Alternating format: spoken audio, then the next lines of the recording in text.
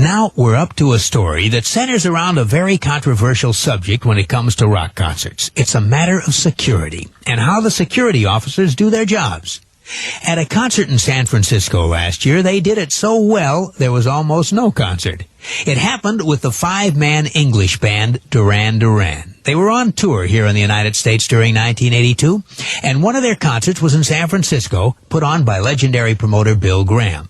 Now, Bill's shows are known for their careful planning and very tight security. People just aren't allowed to go where they aren't supposed to go, and there are practically never any problems. Well, the night of the Duran concert, lead singer Simon Le Bon decided to catch a bit of the band that was opening the show for them. So he slipped down into the audience and sat there unrecognized until it was time for him to go on with Duran. And you know exactly what's coming up, don't you? Simon got up and went backstage. That is, he tried to go backstage, but the security man at the door didn't recognize Simon either, and Simon had neglected to take his ID and backstage pass with him. So naturally, the guard wouldn't let him in. So Simon started hollering for the road manager or for anybody who could identify him. Finally, the road manager heard the ruckus and came running. But the security guard had his orders. No pass, no admittance. But finally, after several minutes of vouching and pleading, Simon and the road manager convinced the conscientious guard that if he didn't let Simon in, there wouldn't be any concert. So, in went Simon, and on went the show with no more problems. This week, Duran's first American hit moves up a notch to number 4. Hungry Like the Wolf. Hi, Shadow. This is John Taylor from Duran. What do you say to an AT40 flashback? Sure thing. American Top 40. At number 5, with their biggest number 1 ever, it's Duran. But it's not the Duran we knew back in the 1980s.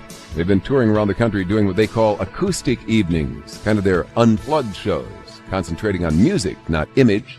They want everyone to know that they're better musicians now. Nick Rhodes says, we're better songwriters, too. They wrote their biggest hit ever. Now at number 5, here's Ordinary World.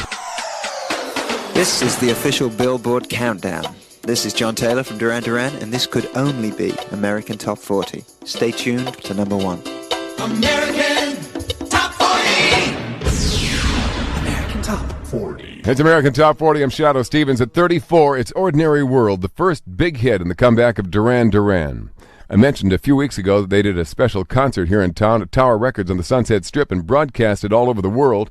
In fact, John Taylor told us the band called it their world tour. We performed in-store, Tower Records, moved all the shelves out the way, put up a stage, and we performed there at 12:30 on Friday night. And it went out by satellite to Tower Records in London, the Hard Rock Cafe in Sydney, the Hard Rock Cafe in Tokyo, and somewhere in Berlin, and Hard Rock in Los Angeles. And what made it interesting was the fact that it was interactive. We would play 2 songs, and then the host would come and say, "That's great, guys, thanks very much. Now we're going to go to Berlin. Can you guys hear us there?" And we'd hear, yes, Berlin, can you hear us? Is there anything you'd like the band to play? And they'd say, "We'd like something from the first album." They'd like something from the first album, guys, can you do that? And we'd say, "Yeah, we can do that." Okay, great. So then we'd play it. Then when we finished the show, we came back on stage, lined up, and then we had a question and answer session. Hi, this is John Taylor from Duran. Shadow has an AT40 sneak peek after this. American Top 40. American Top 40. Shadoe Stevens, AT40, climbing up to number 2. Latest big hit for Duran. And John Taylor told us a little story behind Come Undone. It was actually written at a time where we thought the album was done. It was mastered, it was ready for release. And this song was conjured out of thin air. Warren had a guitar riff, which was actually from another song, and he was working it up to play live, and he slowed it right down, and suddenly it was something else. And Simon heard it and loved it, and came up with a very hauntingly beautiful lyric about falling in love for the first time. American Top 20. Hi, this is Casey Kasem. Debuting on the survey last week was longtime chart veterans Duran and their hit called Sunrise. Now can this new song rise to the top of the chart and become their 5th number 1?